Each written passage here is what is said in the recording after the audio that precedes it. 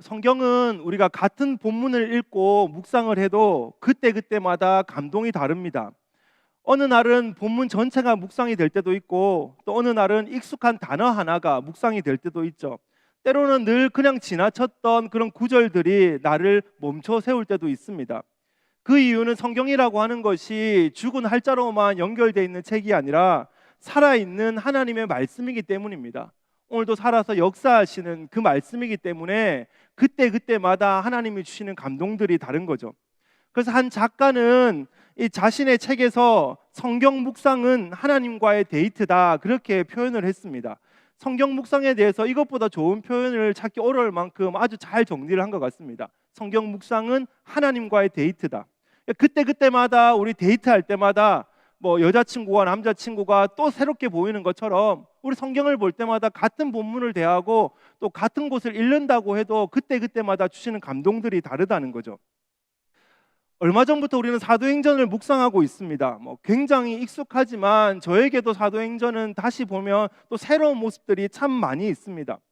근데 사도행전을 묵상하고 또 묵상하며 말씀을 준비할 때마다 쉽게 지나쳤던 구절이 묵상되었던 한 구절이 있습니다. 그것은 바로 사도행전 1장 8절의 말씀이죠.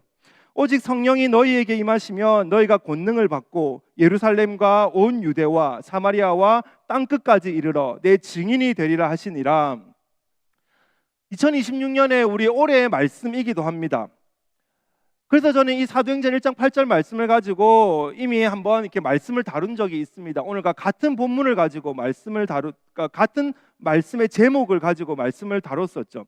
근데 그때는 이제 증인이 무엇인가에 대해서 좀 말씀을 나누었습니다. 증인이라고 하는 게 문자적으로 뭐라고 얘기를 하고 증인이라고 하는 걸 어떻게 우리가 받아들여야 되나에 대해서 이제 포인트를 가지고 설명을 했었는데, 오늘은 좀 다른 본문이지만 같은 제목, 내 증인이 되리라 라고 하는 그 본문 제목을 가지고 증인으로 살아가는 사람들의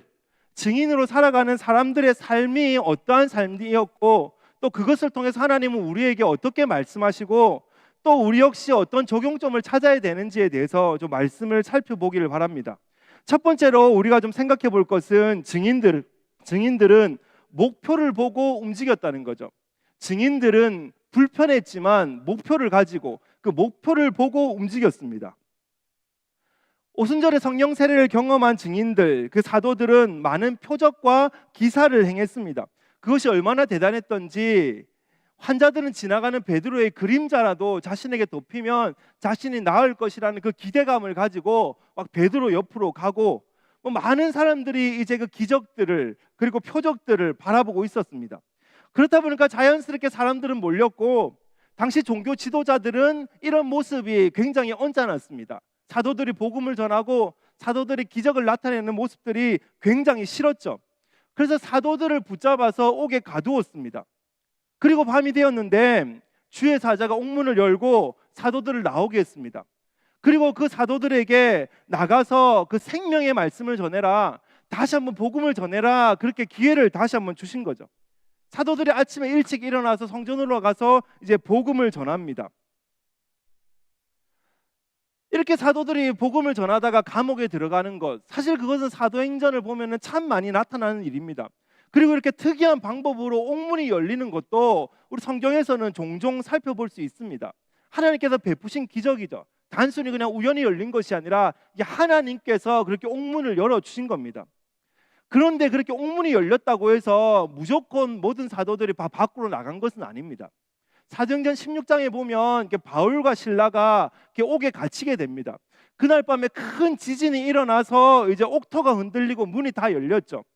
그런데 뿐만 아니라 거기에 매인 것들이 다 풀어졌다고 말씀합니다. 수갑이 풀어지고 발에 채웠던 쇠사들이 풀어지고 목에 차고 있던 그 차고가 이제 풀어졌다는 거죠. 그러니까 지진이 일어났다고 해서 수갑까지 풀리는 일은 없으니까 순수하게 하나님께서 하셨던 일입니다. 하나님께서 뜻이 있으셔서 이렇게 지진을 일으키고 옥문을 열어주신 겁니다. 자, 그런데 바울과 실라는 어떻게 합니까? 거기서 옥 밖으로 나가지를 않습니다. 옥문이 열린 것을 보고 관수는 깜짝 놀라서 모든 죄수들이 도망을 갔나 보다. 그 당시 죄수들을 놓치면 관수가 그 죄수들이 받아야 되는 그 벌을 그대로 받으니까 그 사람들의 벌을 다 합치면은 최소한 사형이니까 그래 내가 여기서 죽는 게 낫겠다. 자살을 하려고 하는데 바울이 그것을 말리죠. 우리가 여기 있으니까 멈춰라 멈춰라. 그렇게 하고 어떤 일이 벌어집니까? 거기서 그 관수와 그 관수의 집안 사람들이 예수님을 믿는 놀라운 역사가 벌어집니다. 이중적인 모습이죠. 어떨 때는 옥문이 열렸는데 사도들이 나가고, 어떨 때는 옥문이 열렸는데 사도들이 나가지 않습니다. 이중적인 모습이죠. 왜 그럽니까? 똑같은 하나님을 믿고 하나님께서 똑같은 역사를 베풀어 주셨는데 왜 언제는 나가고 왜 언제는 가만히 있습니까? 그것은 바로 이들이 가진 목표 때문에 그랬습니다. 이들의 목표는 자신의 안전이 아니었죠. 편안하게 사는 것이 목표가 아니었습니다. 이들의 행동이 서로 엇갈리는 한이 있어도 이들의 목표는 하나였습니다. 하나님의 뜻이 무엇인지를 생각하고 오늘 왜 이 일을 나에게 주셨는지를 생각하고 하나님의 뜻에 맞게 행동하자는 겁니다. 지금 나간다고 해서 하나님의 뜻이고 앉아 있는다고 해서 하나님의 뜻이 아니라 왜 하나님이 옥문을 열어주셨고 왜 하나님이 이 일을 나에게 오게 하셨는지 그것을 먼저 생각하고 그 하나님의 뜻대로 움직여 나아가자는 겁니다. 이어지는 베드로의 모습도 그렇죠. 옥에서 나온 베드로와 그리고 사도들이 막 성전에서 당당하게 복음을 전하고 있으니까 그걸 모르고 있던 대제사장이나 그들의 무리들이 이제 난리가 났습니다. 아니 옥에 가두었던 애들이 어떻게 나갔냐? 어떻게 나가가지고 저렇게 힘차게 복음을 전하고 있냐? 그래서 성전 경비대장과 그의 부하들이 가서 다시 이제 베드로와 사도들을 잡아서 이제 공회에 데리고 옵니다. 공회라고 하면은 최고의 뭐 법기구 그리고 뭐 재판기구, 법정 그렇게 생각을 하면 되죠. 대제사장과 사도들이 이제 그 앞에 서 있는 베드로와 사도들에게 이렇게 말합니다. 이르되 우리가 이 이름으로 사람을 가르치지 말라고 엄금하였으되 너희가 너희 가르침을 예루살렘에 가득하게 하니 이 사람의 피를 우리에게로 돌리고자 함이로다. 두 가지를 얘기하죠. 내가 그렇게 예수 전하지 말라고 복음 전하지 말라고 그렇게 이야기했는데 너희들은 또 그 짓을 하고 있네. 이 얘기를 가지고 소동 피우지 말라고 얘기를 했는데 또 그렇게 하고 있네. 그리고 이어지는 말씀이 뭡니까? 이 사람의 피를 우리에게로 돌리고자 함이로다. 예수를 죽인 것을 우리에게 떠넘기려고 한다. 내가 예수를 죽였다, 우리가 예수를 죽였다, 지금 그렇게 너는 떠들고 있다, 지금 그렇게 말하고 있는 겁니다. 상당히 얹었다는 겁니다. 그냥 나와가지고 어떤 도를 가르쳐도 그래서 거기에 막 인기가 많아져도 기분이 나쁠 텐데 지금 대제사장들과 거기에 있는 종교 지도자들에게 그 사람들이 예수님을 죽였다라고 이야기를 하니까 굉장히 기분 나쁘죠. 그렇기 때문에 사도들은 지금부터 말을 잘해야 됩니다. 공회라고 하는 게 로마의 그 통치 아래에 있기 때문에 사형 집행은 못한다고 해도 그에 준하는 뭐 사형 집행을 해달라라는 요청을 할 수 있는 그런 권력 기구니까 그 앞에서 말 잘못했다가는 이제 끝장이 나버립니다. 근데 거기서 베드로와 사도들이 뭐라고 대답합니까? 29절 말씀이죠. 베드로와 사도들이 대답하여 이르되 사람보다 하나님께 순종하는 것이 마땅하니라. 무슨 말입니까? 나는 하나님께 순종하지 사람들의 말 듣지 않습니다. 내 목표는 오직 하나님의 뜻, 내 목표는 오직 하나님이 나에게 뭐라고 말씀하시는지 그게 나의 목표입니다. 당당하게 말을 하고 있습니다. 자칫하면 죽을 수도 있고 옥에 갇혀서 다시는 못 나올 수도 있고 매를 맞을 수도 있는데 당당하게 외치고 있습니다. 나는 사람의 말을 순종하는 것이 아니라 하나님의 말씀을 순종한다. 그런데 한번 잘 생각을 해보십시오. 베드로가 원래 이런 사람이었습니까? 아닙니다. 베드로가 예수님께서 잡혀가셨을 때 어떻게 하죠? 3번 예수님을 부인합니다. 그것도 잡혀가가지고 막 고문을 받다가 이제 더 이상 안 되겠다 이러다가 하는데 이 다 뽑히고 손톱 다 뽑히고 이거 죽겠다 그래가지고 거짓말을 했습니까? 아니죠. 뜰 가운데서 사람들과 함께 불을 쬐고 있는데 거기에 있던 한 여종이 무심코 저 사람 예수랑 같이 있던 사람인데 내가 저 사람 봤는데 분명히 그 무심코 던진 여종의 그 말에 손사래를 치면서 아니라고 나는 아니라고 3번이나 그렇게 부인을 하던 사람입니다. 그런데 그런 베드로가 어떻게 변화되었죠? 완전히 새로운 공회 앞에 서가지고 당당하게 나는 사람이 아니라 하나님의 말을 듣는 사람입니다. 나는 하나님의 뜻을 순종하는 사람입니다. 어떻게 해서 그렇게 변했습니까? 목표가 달라졌기 때문입니다. 보는 게 달라졌기 때문입니다. 삶이 달라졌기 때문이죠. 이것이 증인의 삶입니다. 증인의 목표는 나의 안락함이나 나의 생존이 아닙니다. 증인의 목표는 하나님의 뜻을 위해서 다른 것들 앞에서 굽히지 않는 것. 하나님의 뜻을 위해서라면 내가 어디든지 달려가고, 하나님의 뜻을 위해서라면 타협하지 않는 것. 그것이 바로 증인의 삶입니다. 그래서 증인의 삶은 불편합니다. 그래서 어떤 목사님은 세상 살아갈 때 불편하면 불편할수록 내가 증인의 삶을 잘 살고 있다, 그렇게 생각하라고 그렇게 말씀하시는 목사님의 설교도 들은 적이 있습니다. 증인의 삶을 불편합니다. 쉽지 않습니다. 편하지 않습니다. 결코 회사에서, 학교에서 다른 사람들이 나를 놓아주지 않습니다.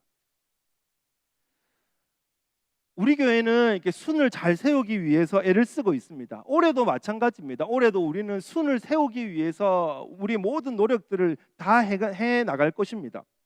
사실 순이라고 하는 이름은 제가 우리 교회로 오기 전부터 이 이름을 사용하고 있었습니다. 그러니까 순이 무엇인지는 이제 우리는 알고 있죠.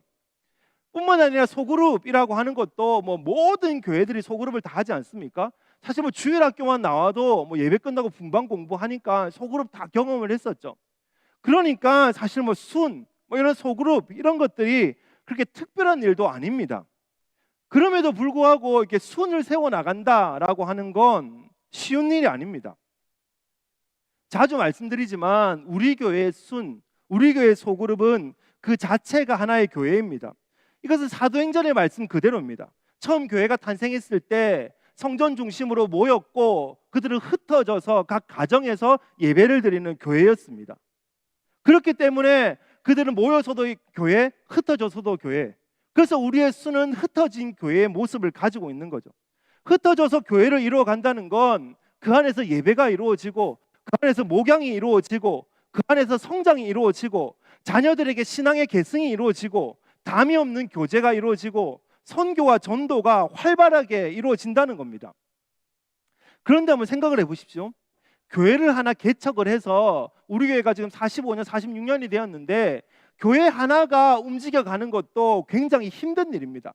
개척을 해서 자립을 하고 그 안에서 목양이 일어나고 성장이 일어나고 다음 세대가 일어나서 다음 세대에게 복음이 전파되고 굉장히 어려운 일입니다. 교회가 개척을 해서 다음 세대가 있지도 않은 그런 교회들도 굉장히 많죠. 그런데 우리는 큰 아인 양 열방교회라고 하는 그 덩어리, 그 공동체 하나를 세우겠다라고도 하고 그 안에서 또 9개의 또 교회를 세우겠다라고 하는 목표를 가지고 있습니다. 개수로만 치면 10개처럼 보이고 하나 속에 있는 9개처럼 보이기도 하죠. 제가 비밀을 하나 말씀드리면 일은 잘 돼도 힘들고 안 돼도 힘듭니다. 수는 잘 돼도 힘들고 안 돼도 힘듭니다.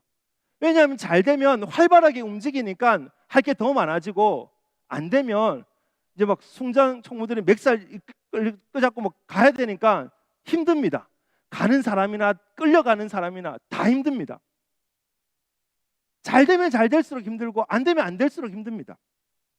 그럼에도 불구하고 우리는 이 일을 계속해 나갈 겁니다. 교회를 세우기 위해서, 흩어진 교회를 세우기 위해서. 왜냐하면 증인의 목표가 이런 것이기 때문입니다. 증인은 온 사방에 흩어져서 복음을 전하고, 온 사방에 흩어져서 교회를 세우고, 온 사방에 흩어져서 사람들을 세우고 다음 세대를 세워나가는 것, 그것이 바로 증인들의 모습이기 때문에 그렇습니다. 불편하겠죠.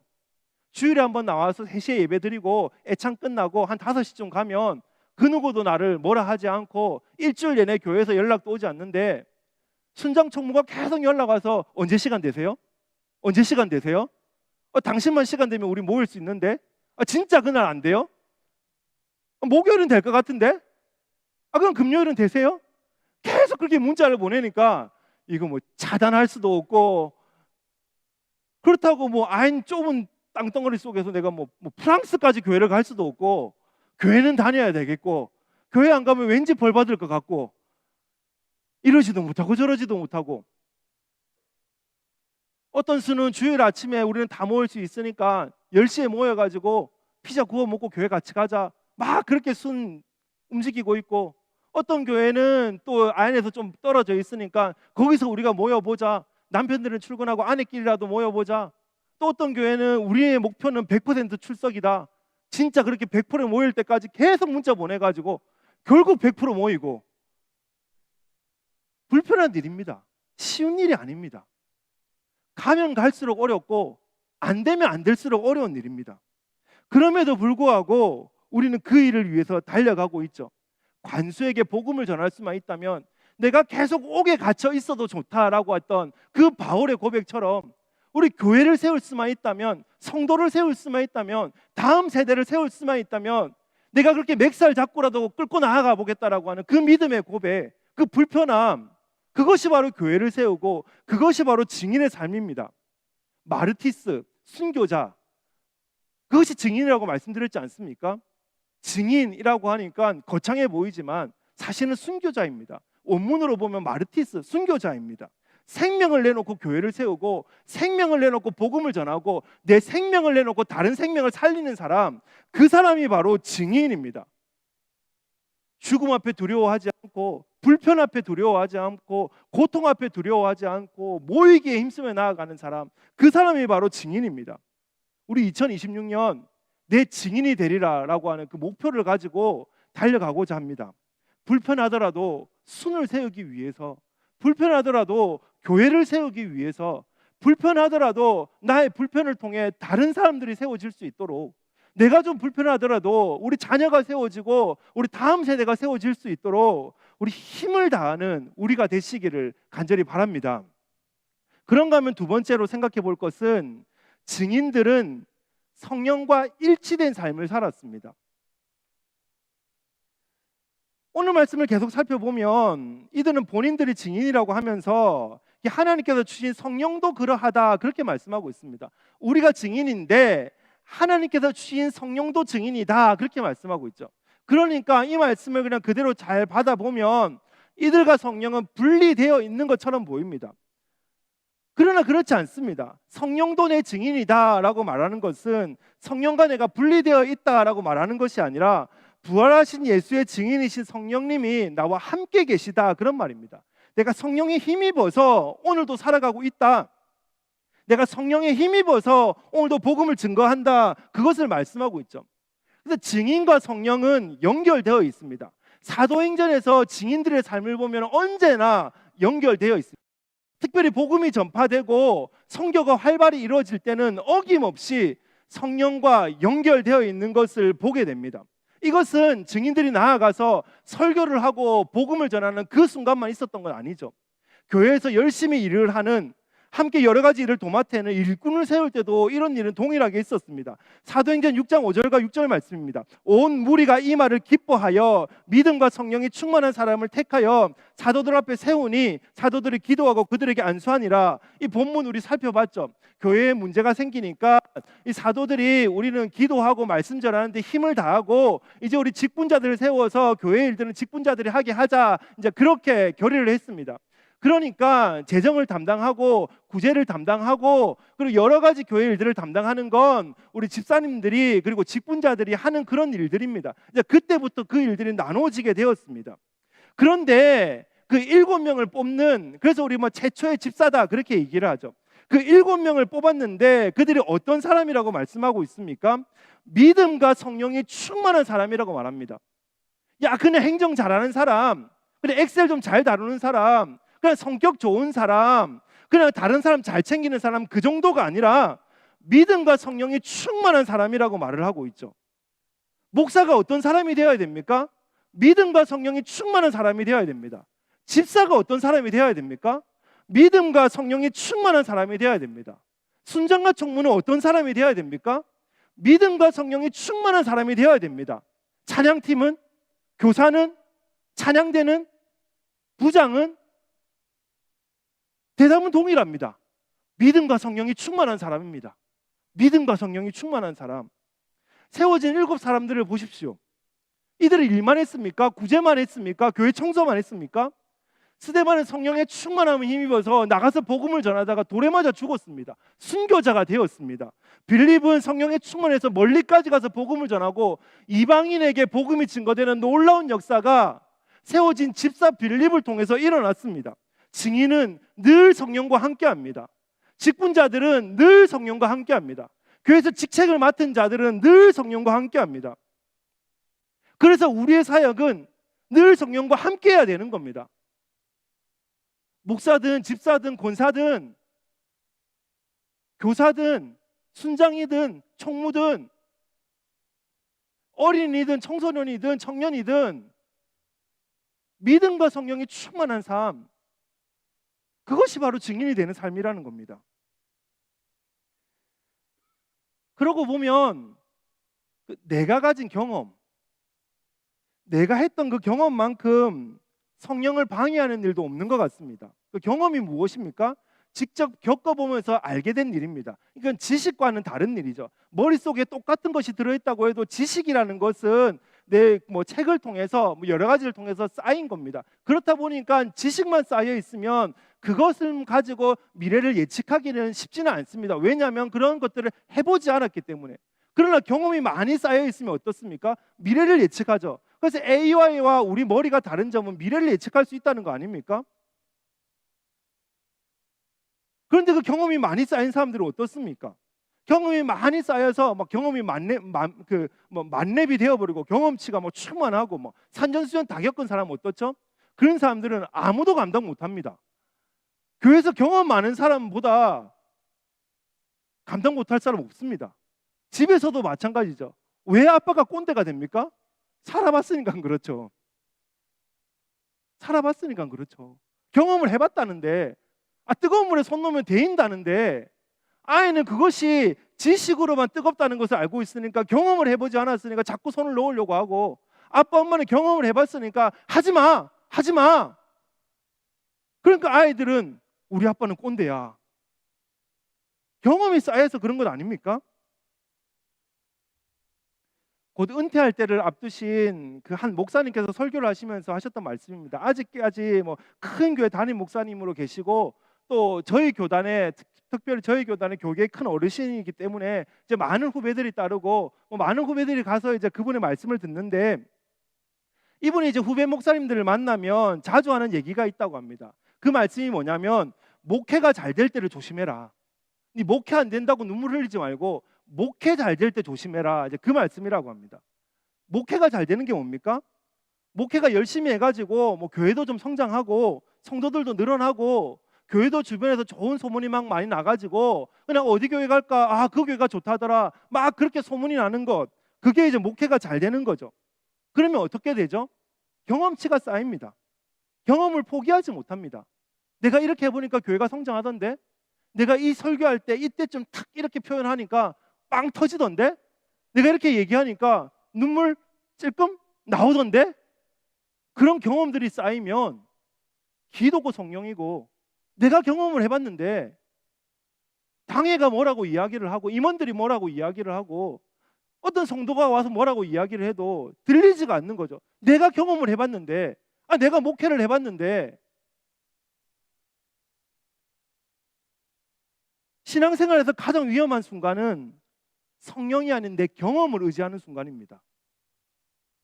교회를 이끌어가고 회의를 하고 다음 세대를 가르치고 찬양을 하고 심지어 주차 봉사를 하고 애찬을 준비하다가도 성령이 아닌 내 경험치를 의지하는 순간, 그때부터 우리에게는 문제가 생기기 시작하는 겁니다. 성령을 배제하고 경험으로 물어붙이는 그 모든 일은 다 위험한 일입니다. 반대로 아무리 위험한 일을 할지라도 성령이 가라고 하시고 성령이 하라고 하시는 일이라면 우리는 위험을 무릅쓰고라도 해야 되는 겁니다. 그것이 증인들의 삶입니다. 올 한 해 우리 공동체는 내 증인이 되리라 라고 하는 그 말씀 붙잡고 나아가고자 합니다. 증인이 무엇이고 증인 삶이 어떤 삶인지는 사도행전을 통해서 우리는 계속해서 묵상할 수 있습니다. 올 한 해 살아가시면서 사도행전 충분히 묵상하십시오. 그래서 사도행전은 계속되는 증인들의 삶이기 때문에 끝이 없다, 이제 그렇게 표현을 하죠. 계속 묵상하시면서 2026년의 사도행전 그 뒷장을 본인의 삶으로 써보십시오. 내가 증인의 삶으로 그 목표를 위해서 불편함을 감수하고 순도해봤고, 목표를 위해서 내가 사회에서도 또 학교에서도 복음을 증거하고 가정에서도 그렇게 살아보고, 또 성령과 일치된 삶을 살기 위해서 내 경험이 아니라 성령대로 살아가기 위해서 애를 쓰고 그 삶을 통해서 내가 증인이 되었다. 그 믿음의 고백들이 우리 2026년 마지막 날 함께 모여서 함께 기뻐하며 예배할 때에 모든 사람들의 그 증인들의 고백이 우리 가운데 풍성하게 있기를 간절히 바랍니다.